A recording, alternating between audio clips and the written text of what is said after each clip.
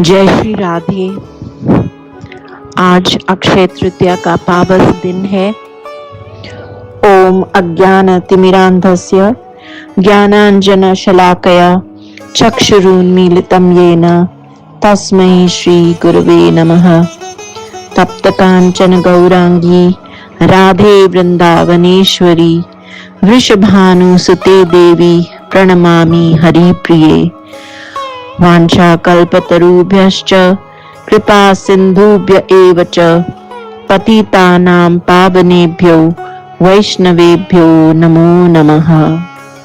आप सब वैष्णवों को प्रणाम करते हुए और आप सबका आशीर्वाद लेते हुए आज का श्रवण शुरू करते हैं। वृंदावन का आश्रम। अब हमारे श्री महाराज जी का प्रभाव बहुत फैल गया था और अपने भक्त परिकर में श्रीमानों की भी कोई कमी नहीं थी, किंतु आपने अपने लिए कहीं कोई कुटी नहीं बनवाई थी। आप और श्री हरि बाबा जी ब्रज की ओर प्रायः जाते रहते थे। वृंदावन तो इनका प्रायः प्रतिवर्ष ही कुछ दिनों के लिए जाना होता था, किंतु यहाँ इनके और इनके परिकर के ठहरने के लिए कोई स्वतंत्र स्थान नहीं था। इस कारण सभी को बड़ी असुविधा रहती थी। अतः आपके कुछ ब्रज प्रेमी भक्तों की प्रेरणा से वृंदावन में एक स्थान बनाने का निश्चय हुआ। इसकी नींव ब्रज के सर्वमान्य संत श्री ग्वारिया बाबा से रखवाई गई। आरंभ में तो केवल एक छोटी सी कोठी ही बनी थी, किंतु यह था तो आपका संकल्प फिर अल्प कैसे रह सकता था। धीरे धीरे इसमें अन्य कई स्थान बने और फिर तो यह एक विशाल आश्रम बन गया।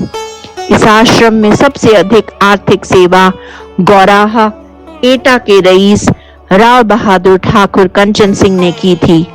पीछे जब आश्रम का ट्रस्ट बना तो वे ही उसके प्रधान बनाए गए। सन 1994 के माघ मास में इस आश्रम की प्रतिष्ठा का विशाल उत्सव हुआ। श्री महाराज जी द्वारा जितने भी उत्सव हुए हैं, उनमें यह सभी से बढ़ चढ़कर था। इसमें प्रायः 5000 दर्शक बाहर से आए थे। आश्रम रेलवे लाइन के समीप ही है, अतः उत्सव के दिनों में वहां एक अस्थायी स्टेशन भी बना दिया गया था। इसके सिवा डाक और औषधि की भी प्रबंध था। समागत व्यक्तियों के आवास, प्रकाश, स्वच्छता, भोजन, जल और मंच की व्यवस्था के लिए अलग अलग विभाग बना उनको अधिकारी नियुक्त कर दिए थे। प्रायः 100 कीर्तनकारों की मंडलियां बारी बारी से अखंड नाम संकीर्तन कर रही थीं तथा श्रीमद् भागवत का साप्ताहिक प्रवचन होता था।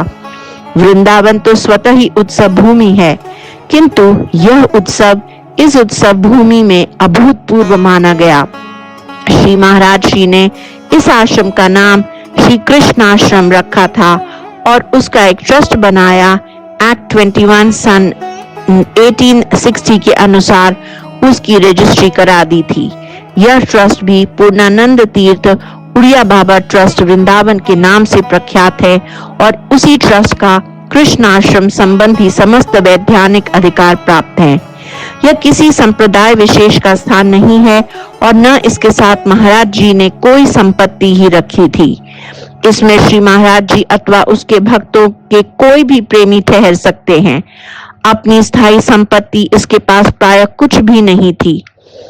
पूज्य श्री महाराज जी जब इसमें रहते थे तो रासलीला, कथा, कीर्तन और भंडारों की धूम लगी रहती थी, और जब बाहर चले जाते तो यहाँ कोई भी प्रवृत्ति नहीं रहती थी।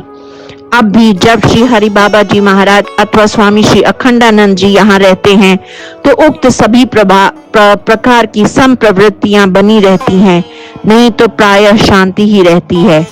यह सब होने पर भी यह आश्रम जब से स्थापित हुआ है तभी से भगवत लीला और सत्संग आदि का प्रधान क्षेत्र माना जाता है। यहाँ कथा, कीर्तन, सत्संग और लीला दर्शन का जैसा आनंद रहता है वैसा श्री वृंदावन में किसी अन्य स्थान पर नहीं देखा जाता। इसका कारण इन महापुरुषों की सन्निधि ही है। इसके सिवा आश्रम में एक पुस्तकालय भी है। उसमें प्रायः सभी शास्त्र ग्रंथ संग्रहित किए गए हैं। इस पुस्तकालय के विकास का श्रेय प्रधानतया स्वामी श्री अखंडानंद जी का ही है। उन्हीं के सहयोग से इसमें पुस्तकों का ऐसा सर्वांग सुंदर संग्रह हो सका है। इस आश्रम में कुछ ही काल पश्चात बाबू राम सहाय के उद्योग से ठाकुर कंचन सिंह जी ने एक आश्रम रामघाट में भी बनवाया है। उसमें एक कोठी और कुछ अंतर देकर अलग अलग 15-16 कुटियां हैं। एकांत से भी विरक्त महात्माओं के लिए यह स्थान बहुत अच्छा है।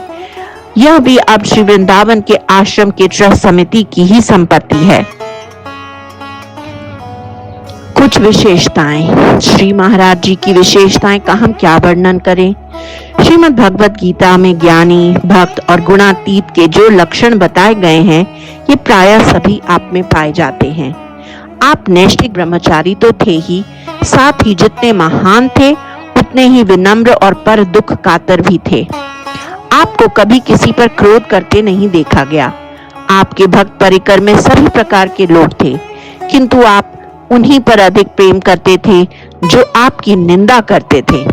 आपकी किसी संप्रदाय विशेष का आग्रह तो था नहीं, इसलिए आपके यहाँ ज्ञान और भक्ति दोनों ही मार्गों का अनुसरण करने वाले भक्त रहते।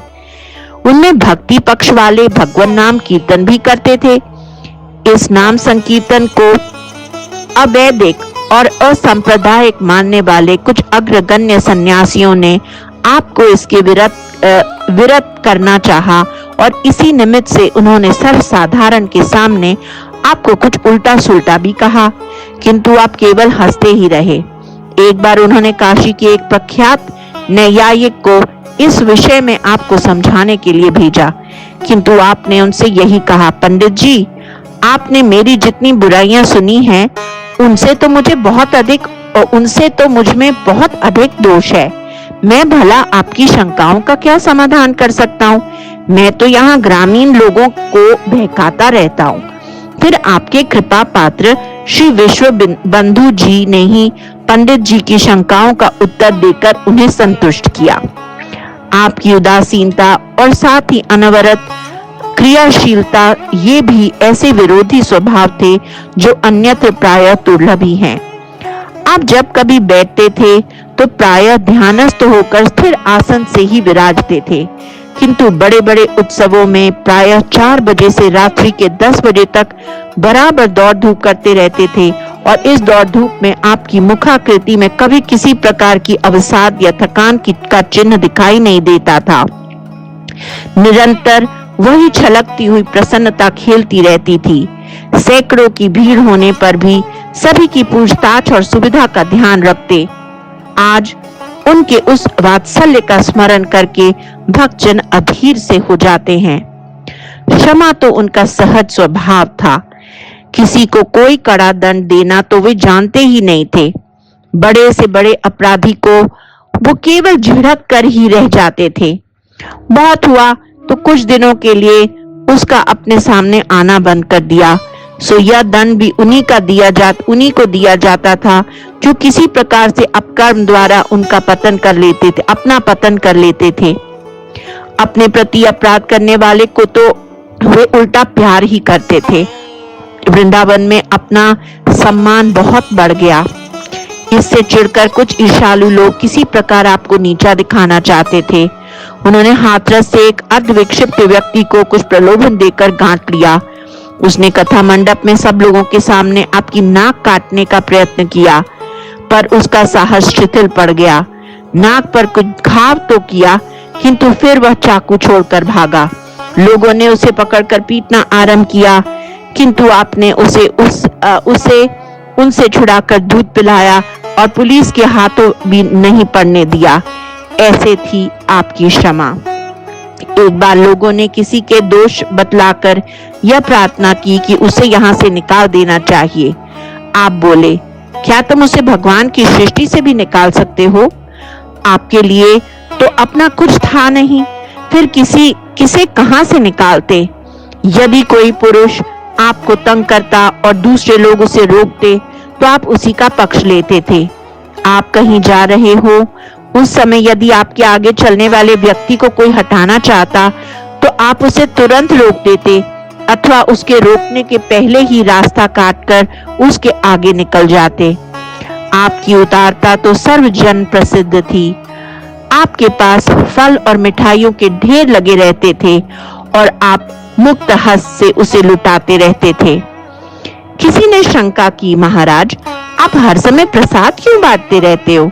तो आप बोले, यह हमारा शौक है। लोगों को जैसे सुल्फा, गांजा या बीड़ी सिगरेट का शौक होता है, इसी प्रकार मुझे दूसरों को खिलाने का शौक है, किंतु खाने का आपको कभी कोई चाव नहीं था। दूध, फल आदि से भी आपको घृणा ही थी। लोगों के आग्रह से भले ही कुछ ग्रहण कर लेते। पेट भर अन्न तो आप तभी पाते थे जब भिक्षा की मोटी मोटी रोटियां मिलती थी। कैसे ही व्यंजन हो, उन्हें कभी रस बुद्धि से खाते तो आपको देखा ही नहीं। भोजन के समय मन और नेत्र मानो कहीं अन्यत्र ही लगे रहते थे। इस प्रकार श्री महाराज श्री की एक एक बात याद करके भक्तों के हृदय भाव से भर जाते थे, भर आते हैं। अपनी सुविधा को वे कभी विचार नहीं करते। जिसे अपना लिया उसके लिए फिर कैसी ही परिस्थिति में क्यों न पड़ना पड़े, उसे निभाते ही थे। जिससे एक बार जैसा संबंध बन गया, फिर वह कैसा ही हो जाए, आपके लिए तो वही बात रहती थी। किंतु इतने पर सुखापेक्षी होने पर भी वास्तव में आप सर्वथा निरपेक्ष और निर्विकार थे। ऊपर से अत्यंत मोहग्रस्त और प्रवृत्ति परायण प्रतीत होते थे, परंतु वास्तव में आप सर्वथा निसंग और निष्क्रिय थे। चमत्कार। श्री महाराज जी के चमत्कारों के विषय में उनके भक्तजनों में अनेकों बातें प्रसिद्ध हैं। यह शास्त्र का सिद्धांत भी है कि जब किसी व्यक्ति में संयम और निर्वासना की अधिकता होती है तो सिद्धियां उसे स्वभाव से ही प्राप्त होती हैं। पूज्य श्री महाराज जी में ये दोनों गुण बहुत बढ़े हुए थे, इसमें तो कोई संदेह की बात है ही नहीं। यह बात तो हम सभी देखते हैं कि उनके यहाँ अन्न की कभी कमी नहीं पड़ती थी। कैसी ही नई या बिहड़ जगह में चले जाएं, साथ ही सभी लोगों के भोजन की व्यवस्था हो जाती थी। जब कभी एक स्थान पर रहते तो बराबर भंडारों का तांता लगा रहता था। कई बार यह भी देखा गया कि बहुत थोड़ी खाद्य सामग्री से ही अनेकों लोगों की पूर्ति हो जाती थी। इस प्रकार उनकी और भी अनेकों बातें प्रसिद्ध हैं। अनेकों को उन्होंने मरणासन अवस्था से उबारा, किन्हीं किन्हीं को प्राण दान भी दिया, किन्हीं को अर्थ कष्ट से मुक्त किया और किन्हीं को अन्य कई प्रकार की आपत्तियों से छुड़ाया। भक्तजन उनमें साक्षात अपने इष्ट देव की झांकी करते थे। कोई शिवरात्रि में अवसर पर शंकर भाव से उनका अभिषेक करते थे। कोई श्री कृष्ण जन्माष्टमी और शरद पूर्णिमा पर श्री कृष्ण रूप में उनकी झांकी सजाते और आरती उतारते थे, तो कोई श्री राधा अष्टमी और नवरात्रों में देवी रूप से भी उनका पूजन करते थे। भक्तों के वे अपने थे, उनके लिए उन्हें कुछ भी बनने में उन्हें कोई आपत्ति नहीं थी, परंतु सब कुछ बनकर भी वे कुछ नहीं बनते। वे तो निरंतर अपने स्वरूप में ही प्रतिष्ठित रहते थे। सब प्रकार के खेल करके भी पूर्णतया असंग थे। रुग्णावस्था। महाराज जी ने अपने साधनावस्था में हठ योग, राजयोग, ध्यान योग और भक्ति योग आदि सभी का पर्याप्त अभ्यास किया था। इन सब प्रकार के अभ्यासों की सूक्ष्मताओं को भी आपको पूर्ण अनुभव था। जब कभी किसी भी प्रकार की साधना करने वाले आपके पास आया करते और उनसे अपनी कठिनाइयों को दूर करने का उपाय पूछा, तो उस कठिनाई को अनुभवपूर्ण उपाय बतलाया गया, जिससे उस साधक को सफलता प्राप्त हुई। समस्त प्रकार के अभ्यासों के पश्चात अब महाराज श्री को पूर्णतया सहजावस्था प्राप्त हो गई थी। वे सदैव समाधिस्थ ही रहते थे, अपने स्वरूप में स्थित, अपने सहज स्वभाव हो गया था। परंतु आश्चर्य यह था, इतने बड़े योगी, संयमी और आत्मज्ञानी होने पर भी उनको बहुमूत्र का भयंकर रोग हुआ। यह क्या लीला थी, इसका कारण डॉक्टर और वैद्य नहीं बतला सके। एक बार तो महाराज जी ने स्वयं कहा कि ये लोग मेरे रोग का निदान क्या जाने। अस्तु इस शारीरिक रोग के होते हुए भी उनकी आत्मस्थिति में कोई भी अंतर नहीं पड़ा। शरीर यद्यपि कुछ स्थूल हो गया था और दुर्बलता भी प्रतीत होती थी, परंतु फिर भी पैदल चलने में इतनी तीव्रता थी कि 25-25, 30-30 मील एक दिन में चले जाते थे और साथ चलने वालों को अपना संग देने के लिए भागना पड़ता था। सवारी में कभी चलते ही नहीं थे। अंत में जब शारीरिक निर्बलता के कारण आना जाना बंद कर दिया तो उस अवस्था में प्रेम में नेम नहीं होता, इस सत्योक्ति का परिचय दिया। यह घटना इस प्रकार हुई। पूज्य श्री हरि बाबा जी ने सन 2004 को होली का उत्सव बांध पर करने का निश्चय किया। इधर 7-8 वर्ष से बाबा की उत्तर भारत में सर्वमान्य संत पूजनीय माँ श्री आनंदमयी से बहुत घनिष्ठ संबंध हो गया था। बाबा के कारण हमारे महाराज श्री और माँ की भी बहुत घनिष्ठता हो गई थी।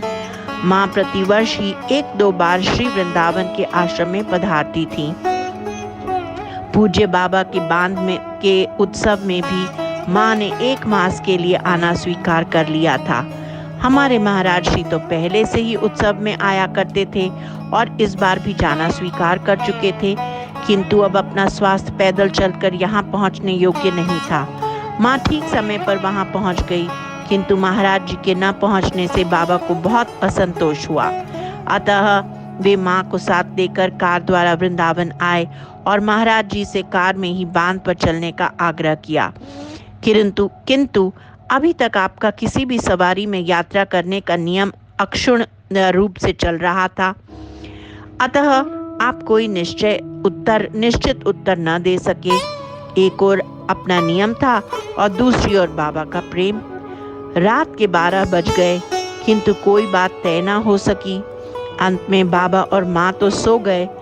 आपने बाबा के प्रेम का ही आदर कर रात के 2 बजे उन्हें सूचना दिए बिना ही एक दूसरी कार से बांध को प्रस्थान कर दिया। बाबा सवेरे 5 बजे कीर्तन करके जब जाने को तैयार हुए तब उन्हें आपके चले जाने की सूचना मिली। इस प्रकार प्रेम के आगे आपने अपने जीवन व्यापी नियम को विदा कर दिया। उसी साल शीतकाल में बाबा पुनः वृंदावन आए। 1-2 वर्ष से उनकी इच्छा श्री महाराज श्री और माता जी को पंजाब ले जाने की थी। अब सवारी में न चलने का तो आपका नियम टूट चुका था, इसलिए यह योजना बनाई गई कि कुछ महात्मा भक्तजन और रास मंडली के साथ पंजाब के कुछ स्थानों की यात्रा की जाए और महाराज जी के स्वास्थ्य लाभ के लिए कांगड़ा की दुर्गा देवी के भी दर्शन किए जाएं। अतः दिल्ली, कुरुक्षेत्र, अंबाला, खन्ना, आनंदपुर, होशियारपुर, कांगड़ा और अमृतसर आदि स्थानों में जाने का कार्यक्रम बना। सब स्थानों की तिथियां निश्चित हो गईं और वहां उन दिनों उत्सवों के प्रोग्राम बनने लगे।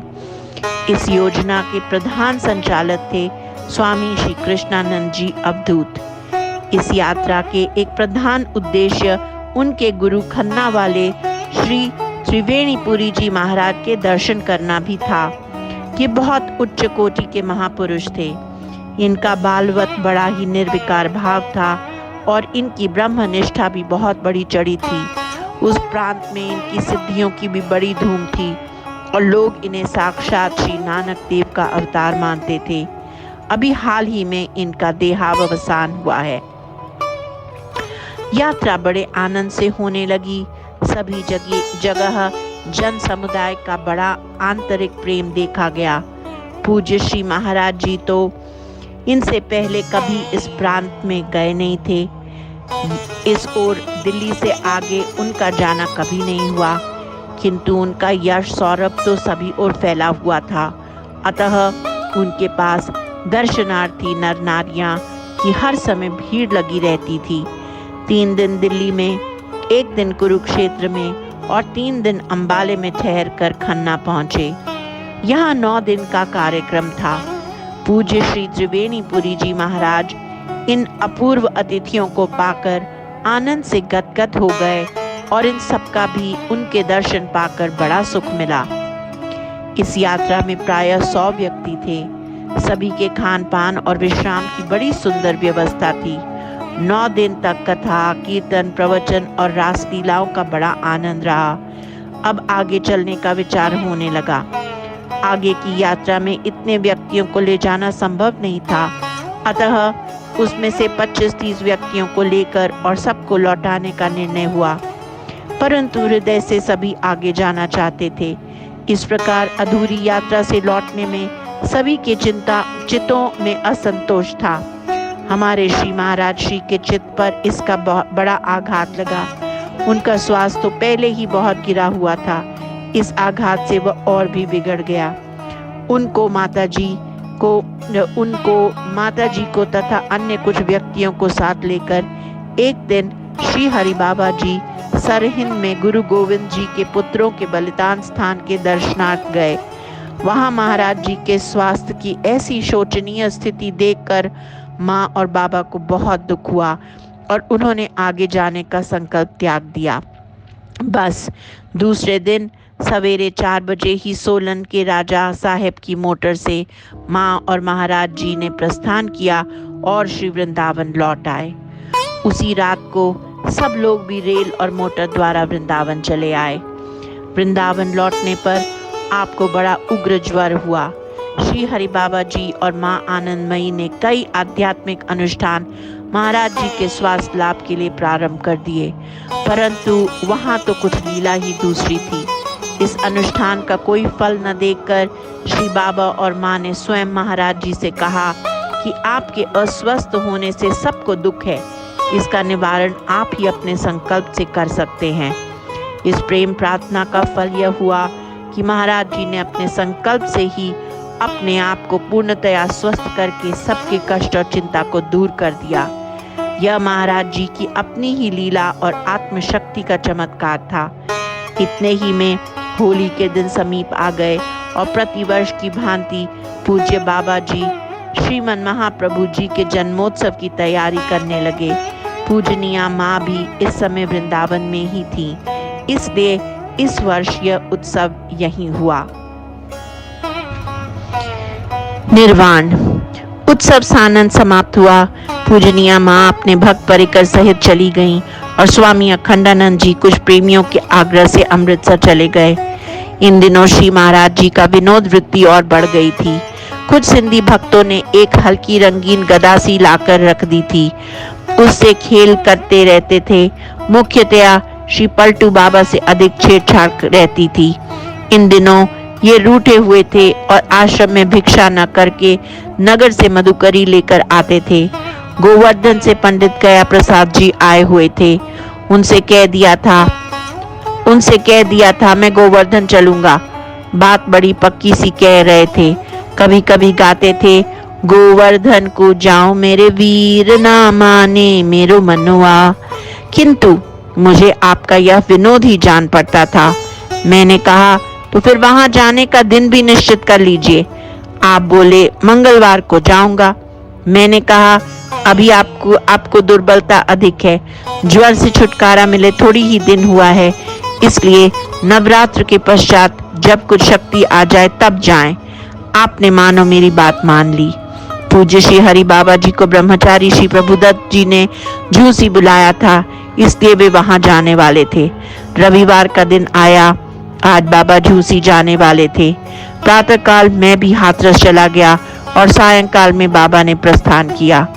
आपने स्वयं मोटर तक जाकर बाबा को विदा किया। ऐसा आप प्रायः कभी नहीं करते थे। अब सोमवार आया।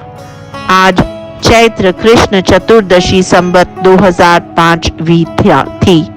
किसको पता था कि आज अपने ही वार पर और अपनी ही तिथि में यह जंगम शिव स्वरूपस्थ होना चाहते हैं, वह भी एक ऐसी मर्म भेदी ढंग से जिसकी किसी को कभी स्वप्न में भी कल्पना नहीं थी और जिसका चित्र सामने आते ही हृदय चित्कार कर उठता है, शरीर सुन्न हो जाता है और मस्तिष्क घूमने लगता है।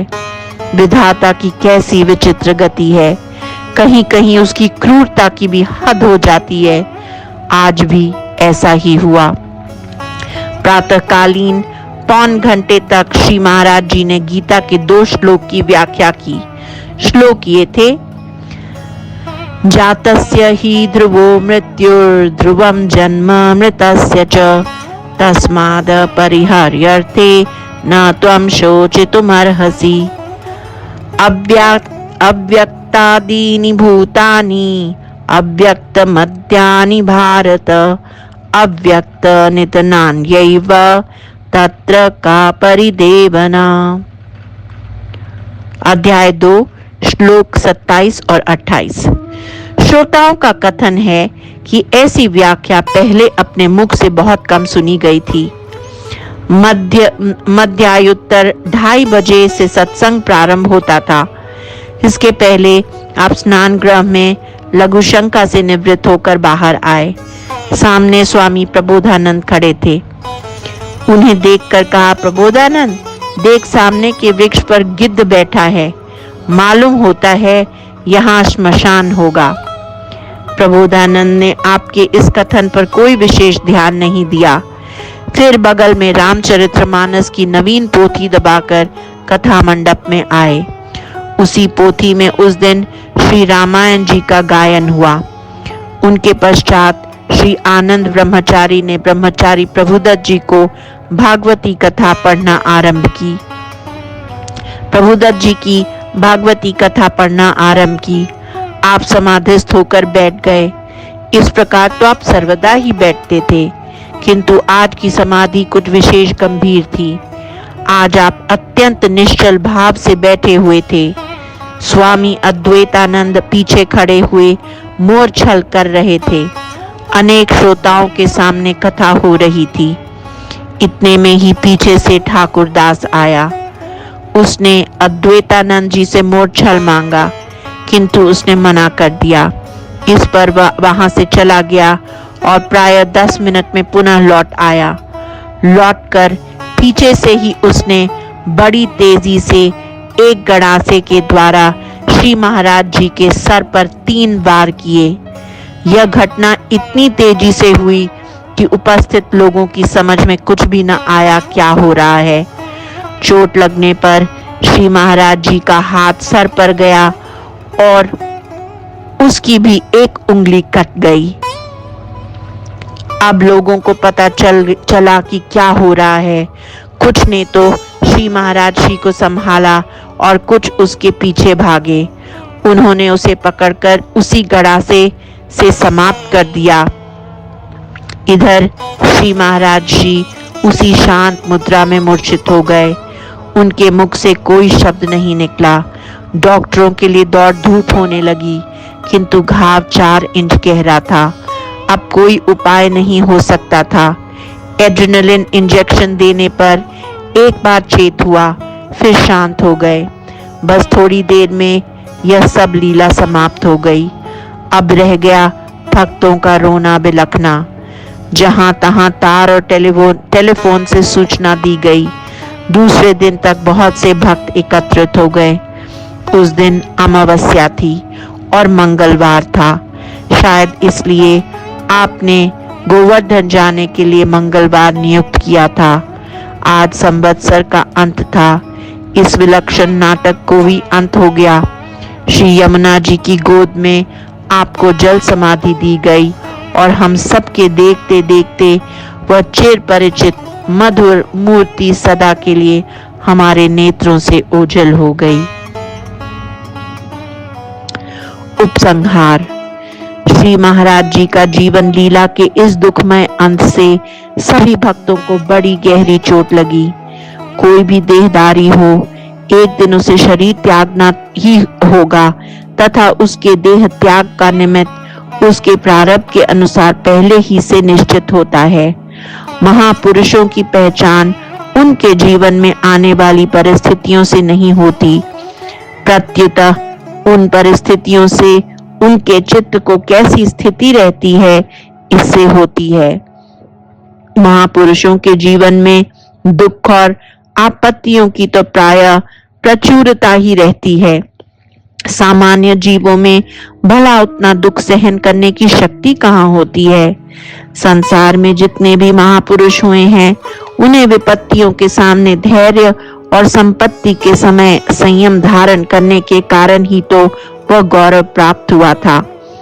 यदि शरणागत वत्सलता के कारण महाराज शिवी अपना मांस न देते, सत्य पालन के लिए हरिश्चंद्र स्वपच की सेवा न करते, पिता की आज्ञा पालन करने के लिए राम वन वन में न भटकते और अपने स्वातंत्र की रक्षा के लिए महाराणा प्रताप जंगल और पर्वतों की खाक न छानते, तो उन्हें कौन जानता। ऐसी ही बात मृत्यु के विषय में भी है। मृत्यु के निमित्त से उनकी श्रेष्ठता या निकृष्टता का निर्णय नहीं होता, अपितु उस समय चित्त की वृत्ति कैसी रहती है, उसी से उसका निर्णय हो सकता है। कई बार देखा जाता है कि अत्यंत नीच प्रकृति के लोग भी बैठे बैठे मर जाते हैं। इससे क्या उनकी सद्गति हो जाती है? इसके विपरीत अनेकों महापुरुषों को अपने अंतकाल में बड़ी विषम परिस्थितियों का सामना करना पड़ता है। इसी से क्या उनका सारा साधन भजन व्यर्थ हो जाएगा? साक्षात भगवान श्री कृष्ण के गोलोक गमन का कारण उनके चरण में लगा हुआ जरा व्याध का बाण हुआ था। महाराज परीक्षित को सर्प ने डसा था। भगवान ऋषभदेव वन की आग में भस्म हो गए थे। महर्षि जमदग्नि का सिर काट लिया गया था। पांडवों ने हिमालय में कर देह त्याग किया था। आज जन्म अहिंसा के पुजारी महात्मा गांधी को गोली खानी पड़ी थी और परमहंस रामकृष्ण देव के गले में नाड़ी वर्ण कैंसर हो गया था। इसके सिवा शास्त्र का तो ऐसा भी मत है कि शूरवीर के लिए संग्राम भूमि में शत्रु के हाथों से मारा जाना और पतिव्रता के लिए अपने पतिदेव के साथ सती हो जाना साक्षात परम पद की प्राप्ति के कारण है। आपात दृष्टि से इन मृत्युओं में भी कोई सुख शांति की बात नहीं होती। अतः मृत्यु के निमित्त को देखकर किसी के विषय में कोई निर्णय नहीं किया जा सकता। इसके सिवा मृत्यु के निमित्तों का विचार तो सामान्य अविवेकी पुरुषों की सद्गति दुर्गति की दृष्टि से किया जाता है। ब्रह्मवेता तो सब प्रकार के गमनागमन से मुक्त होता है। उसे न कहीं जाना होता है और न कहीं आना, और न उसकी कोई सद्गति दुर्गति ही होती है। वह तो सर्वदा अपने स्वरूप में स्थित होता है।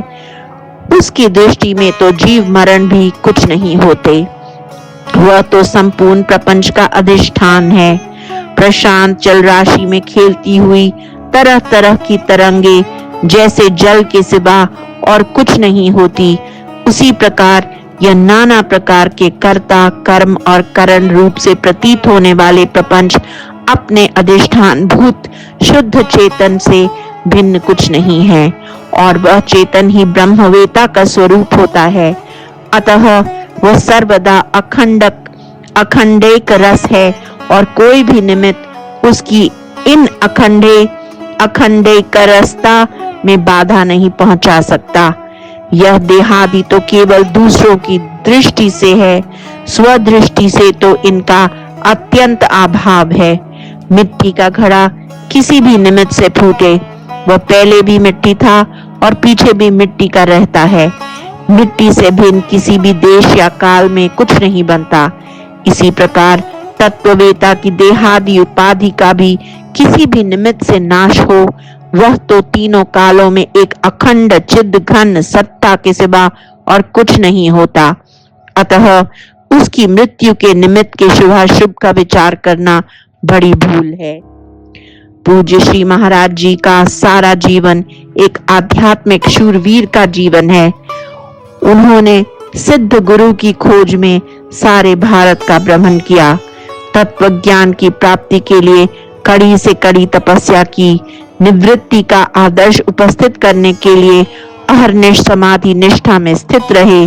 जब लोक कल्याण के लिए भक्त और जिज्ञासुओं के बीच में आए तो कभी अपनी सुविधा का विचार नहीं किया, रुग्णावस्था में कभी रोग की ओर नहीं देखा, तथा बड़े बड़े प्रलोभनों के बीच में रहकर भी कभी उन्होंने स्पर्श नहीं किया।